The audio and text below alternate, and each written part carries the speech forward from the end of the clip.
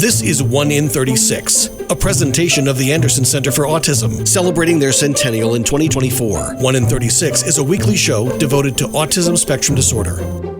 Good morning and welcome to 1 in 36, the weekly podcast on topics related to autism spectrum disorder. I'm your host, Eliza Bozensky, Chief Development Officer at Anderson Center for Autism. And this morning I am speaking with Jen Caserta Priori, an Anderson parent and all-around good human being, somebody that I am really honored and thrilled to know. We're going to have a great conversation this morning about her experiences with Anderson, with the Anderson team members, as a mom of one of our residents in our children's program. Jen, good morning. Thank you for being here. Good morning. Thank you for having me. You're an all-around good human being too, by the way. Thank you. Thank you. We spot each other well, from miles away. So Jen, you and I met many years ago, maybe not many years ago, but several years ago when Drew joined us. And ever since then, you've always struck me as somebody who you connect with people and your story, your experience, you and your husband's experience in making the initial decision to apply for Anderson, for Drew, and then also decide to accept the placement. There's so much that I would love for you to share with our listeners, so many of whom are either other Anderson families or perhaps families who are thinking about Anderson or a residential placement for their child. So I'd like to start with just asking you to talk a little bit about who you are, how long you've been an Anderson parent, anything you'd like to share about Drew or the other members of your family would be great. Sure. So there's four of us in the immediate family. There's myself, my husband, Anthony, Drew or Andrew, I call him Drew, who is the resident at Anderson, and my older son, Dean, who will be 16 in August. And it has been quite a journey. Drew is 12. He turned 12 this past spring. And he's been at Anderson now since May 16th, 2018. I remember the day very clearly. So he just had his 3-year anniversary there, which I can't believe I'm actually saying that it's been 3 years. Is it right? It has flown by. Yeah. Drew was diagnosed with autism spectrum disorder pretty early on. I would say at around 18 months, we started to see signs. It's when he was put in intensive therapy. By 2 years, got an even better understanding of what his challenges were. And then by the ages of 3 and 4, really saw the impact. And he's nonverbal primarily. He has some single words, but very, very difficult for him to express his needs, wants, desires. I'm amazed to see how much he's grown in the past 3 years, quite honestly, and the support that he's been given at Anderson. But leading up to that point, we love our children more than anything. And all I wanted to do was provide him with anything and everything I possibly could to make things easier for him and give him the support he needed. But it was a really difficult time. It's a really difficult thing to navigate when you have a child, a family member with autism. It affects everyone, not just them. And all I want, once I realized the realities of the situation, was for him to have the best life possible, right? The best of his abilities, the most respect he can gain, knowing that his path was going to be one that I certainly didn't foresee when we were planning to have kids. So. Sure.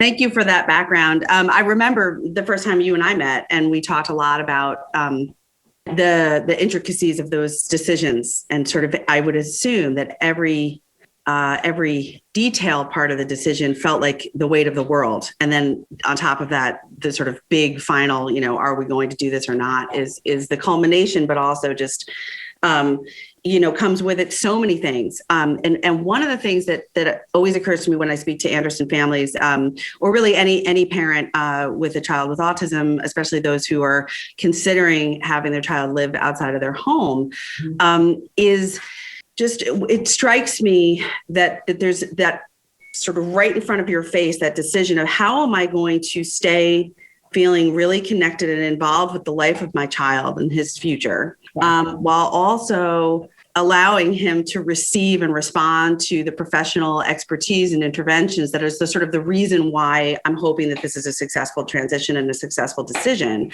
Right. So let's move into that because I think that you have a really unique approach to figuring that out. And I'm not diminishing how hard it must be and continue to be. But what was your approach when it came to, staying so connected, but also respecting and responding to the fact that ideally these people who are now going to be working with Drew and caring for Drew when he's not with you have something positive to offer him? Yeah. It was the hardest decision we ever had to make. I think that goes without saying. Mm-hmm. I knew after we met, and I knew when I visited Anderson for the first time, and I visited a couple of times because you really, it's baby steps getting comfortable, even if you know in your heart and in your gut that this is the right decision, right? Emotionally, you have to get there. Mm-hmm. And even though I was so impressed by what Anderson had to offer very early on, when I first stepped foot on the campus, when I first spoke with you and Patrick, I needed to get to that decision on my own. And it was very difficult. Drew was very young. He was 8 years old. Yeah. I couldn't even fathom him not being with me all of the time. On the other hand, I couldn't wrap my head around how we were going to continue to give him everything that he needed in a traditional classroom setting for special needs children. The reality was it wasn't enough. It wasn't enough support. It wasn't enough consistency. And when he was home, he wasn't getting what he needed, even though that was our primary focus. So, the first thing I had to do was really compartmentalize, and which often is what we do as parents with children with disability, because your emotions are always there and it's deep down, and you only want what's best for your child, but you have to get somewhat practical about things as you plan and figure things out. So we did make that very difficult decision because we knew that essentially it would mean a better quality of life and tremendous support. And Drew actually could have great opportunity to thrive in ways that we couldn't have imagined if he were not in this program. And while he was fortunate enough to be accepted, I had to get comfortable with where he was going. I knew from what I saw, it was a wonderful place, but I had to get really comfortable with what this all looked like. First of all, you were all very open and transparent about how parents play a very active role. You are not just abandoning your parental responsibilities or your emotional ties to your children. You are very much involved with every aspect of their lives, which meant the world to me. And I thought, and very open about it again, and I just thought, well, communication, this is an organization that seems to be very grounded in how they communicate and their openness with families, and family matters to them. So the way I needed to approach it in order to get myself comfortable and through it was to say, well, then I'm going to make sure that I'm doing everything. So I have really clear, direct lines of communication with everybody there at the school. And I want to be open and I want to be honest. And, that was really my approach in all of this. I want to be as transparent as possible. And I don't think I ever shied away from letting you all know how difficult it was emotionally, but how much I believed in what it is that you had to offer for him. Thank you for that. I think, that is what comes to mind when I recall those early days as well, that, I think coming to the sort of recognition that there is something else that might help your child that is not being able to be provided in a day school setting, maybe a typical special needs classroom. But I think that the thing that really probably is the most emotionally challenging for families is the home piece, right? Yeah, they're not with you every day. They're, right. And there's limitations. I think this is what I hear from many families is that, this might make me cry a little bit, but I mean, sometimes the idea that the love that a family has is not necessarily going to be that piece that sort of fills that gap when it comes to quality of life. But what I mean by quality of life is the level of independence that so many families kind of reach at whatever point they reach it, where it's like, I want my child to have more independence. You said before, Jen, something about you wanted Drew to be able to gain as much respect as he possibly could. And I have not heard that phrase that way from somebody else.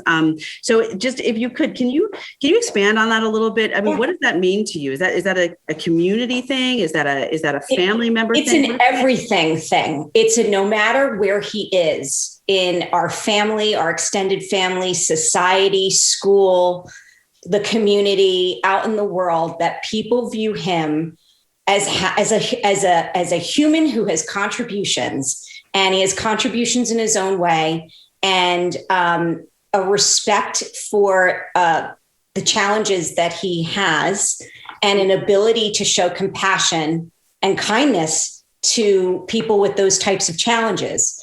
And I think I know he was living a very, very sheltered existence under me, because I was his mom, Anthony's his dad, Dean's his big brother, and all we wanted to do was protect him. And all we wanted to do was fix it ourselves. And it was just a bigger situation than anything that we could do.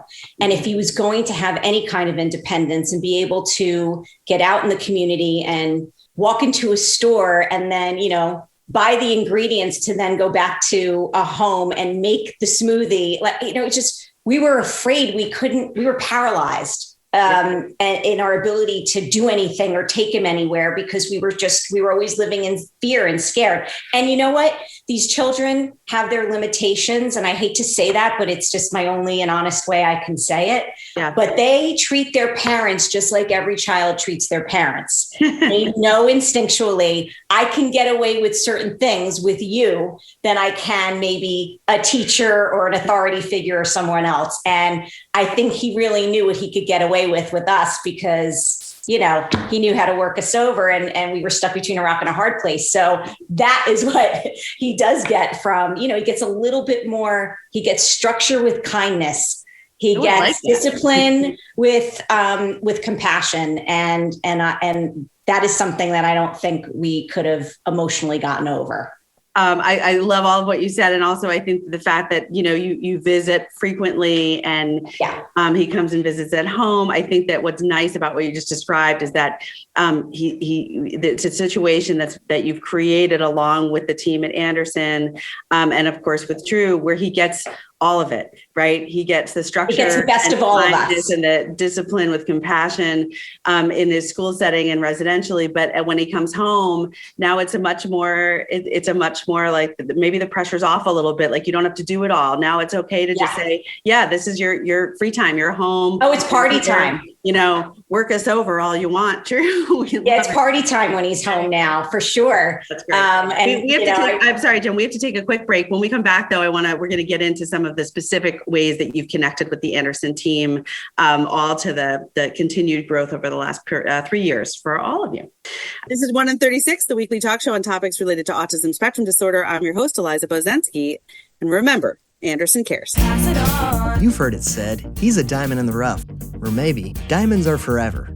Here's something else I've learned about diamonds. They're just pieces of coal put under pressure for a long, long, long time. So when I start feeling like I want to give up, I think about that little piece of coal. And if that piece of coal can make something of itself by not giving up, so can I. Persistence is in you. From PassItOn.com. And now, 1 in 36 continues on 100.7 WHUD. This is a weekly community affairs program presented by the Anderson Center for Autism. Welcome back to 1 in 36, the weekly talk show on topics related to autism spectrum disorder. I'm your host, Eliza Bozensky from Anderson Center for Autism, and I'm speaking this morning with Jen Caserta-Priori, who is a wonderful Anderson parent, has been for the last 3 years, just a little bit over that. Her son, Drew, has been with Anderson since May of 2018. And man, that kid has a beautiful smile. He's the best smile in the world. I think, he's there's more going on in that beautiful mind of his than anybody even realizes. And it all comes through in his smile and his eyes. 100%. We because we're the department that I oversee is the one who posts pretty much all of the social media pictures, and you've been kind enough to allow us to share pictures of Drew. When I will tell you, whenever there is a picture of Drew, there's this collective like, ah, like, he's a cutie patootie. Also happy, and doing the things that you were describing in the first half of the show. One of the things that it seems I think he likes to do is be in the kitchen. Yes, he always likes to be in the kitchen because my boy takes after his mom and he loves to eat. Mm-hmm. So yes, he always seems to find his way in there. Yeah, and I love seeing them do things. They bake and mix and make smoothies. And, it's just awesome. It's just awesome when I see those pictures. That's great. Well, we'll keep them coming. So moving on to like a more recent conversation that you and I had, which was still a little while ago, but pre-pandemic, when we could actually sit down and chat together in person, you really impacted me with what I'm going to start calling sort of best practices in parent and to team member and team member to parent communication. It's a tricky thing. And when you take in the individual personalities of both, the professional working at Anderson and the parent who's looking for communication, but could be coming at it in any sort of state of mind, emotionally, mentally, work-wise, scheduling-wise. There's so many layers to what goes into what we would call successful communication, bilateral communication. And while, everybody recognizes the importance of it, I think it's fair to say it doesn't just happen. Yeah, right? You have to make it happen. You have to make it happen. Like any relationship, it's work and time and commitment. So can you walk us through some of the things that you maybe did initially and maybe some of the things that it's evolved into? Because I think your communication strategies and your relationship that you've built with the team members who work with Drew is sort of, to me, it's an example of the best it really can get. So I appreciate you saying that. I just think it's important. First of all, everyone at Anderson has been amazing. The teachers, the administrators, the therapists, the nursing team. I speak to them very often. Again, open lines of communication. The residents, the place where he goes, which is his home away from home. That's where I spend much of my time communicating. Hopefully they don't mind my annoyance. I try to be very mindful and very respectful of how hard their jobs are. But the first thing I wanted to do is know that when he's living in a home without me, that how he's, what's going on and what's going about his day. If I even just get one nugget about what happened and occurred in his day, first of all, I get overwhelmed and surprised with joy, because it's usually something really joyful and great that I never imagined him doing. Mm-hmm.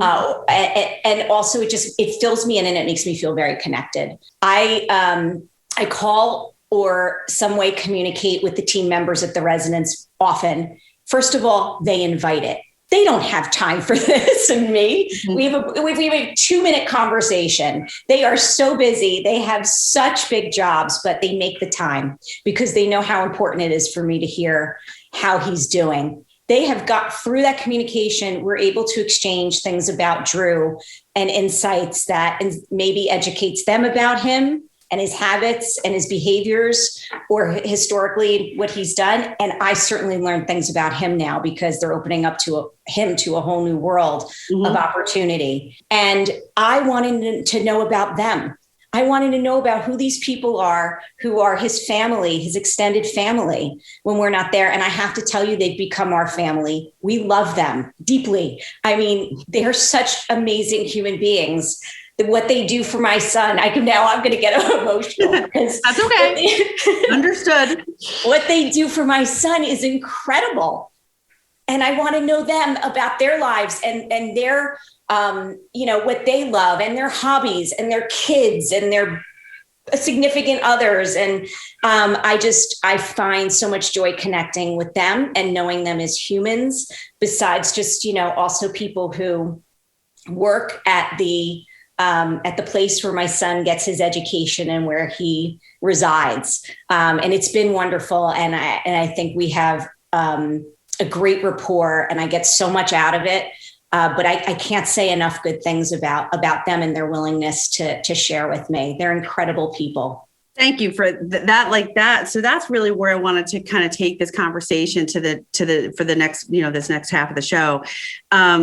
Because I think that you are able to express the way that you've approached communication, first of all, in consistently with the rest of your sort of your openness and your recognition of, what's going on in your life and where this whole journey started and where you're at. But also, the thing that really stood out to me is your desire to know the people and know about the lives of the people who are with Drew when you're not. I think a lot of times communication, it's sort of overlooked in a way, that level of communication. And it becomes this thing about, I want, a report, I want an update, I want to know, or on the other side, I need to give, I need to update, I need to report. But this is a different way of looking at it. It's really about, let's make communication an enjoyable experience for everybody. Yeah. Typically, people like talking about what's going on in their lives. I certainly do, probably to the detriment of some of the people listening to me talk. Sometimes it's really exciting. And I think that what you said before is that just like any other relationship, there's work that needs to go into it from all members of whoever is involved. So this is kind of a message I'm just going to shout out to the Anderson team members who might listen to this podcast. Is one of the things is that to remember that everybody involved is human and is a person and has things going on in their lives, including you.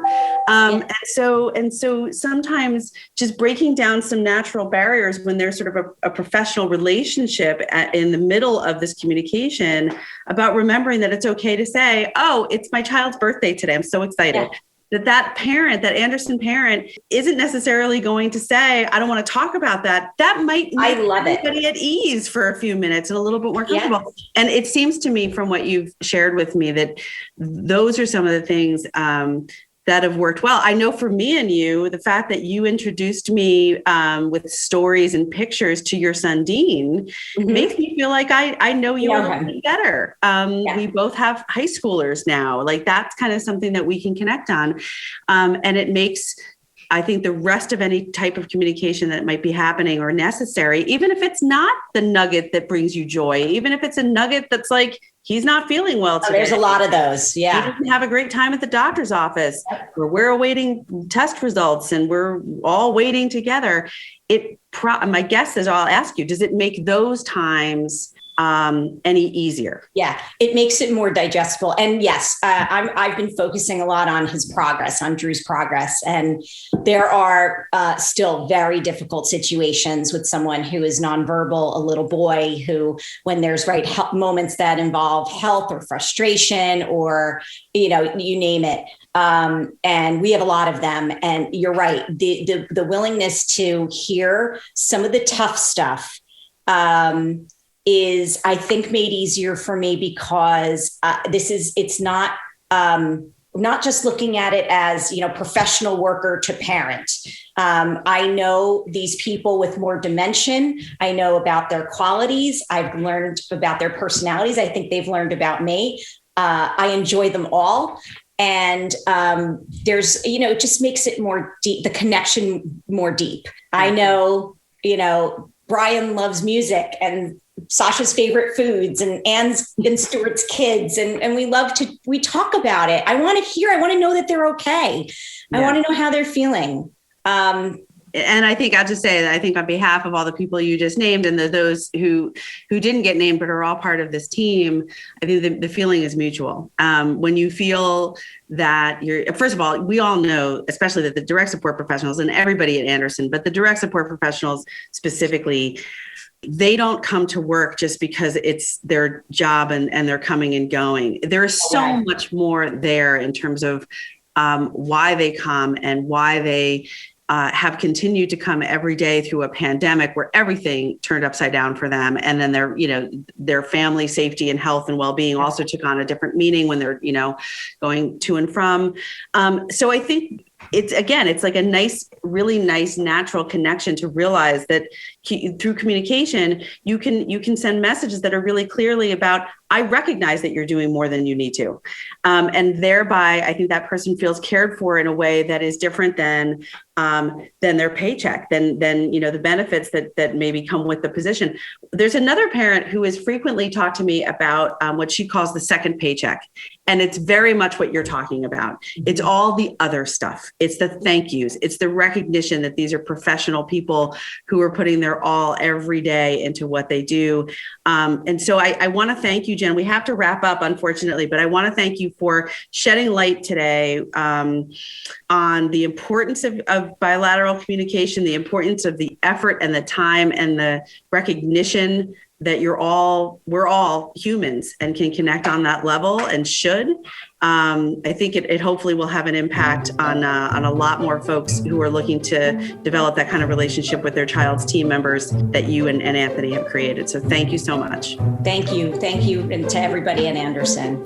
Well, we appreciate all you shared today, Jen. This is 1 in 36, the weekly talk show on topics related to autism spectrum disorder. I'm your host, Eliza Bozensky. And remember, Anderson cares. You've been listening to 1 in 36, a weekly presentation of the Anderson Center for Autism, celebrating their centennial in 2024. Join them for another edition of the show at this time next weekend.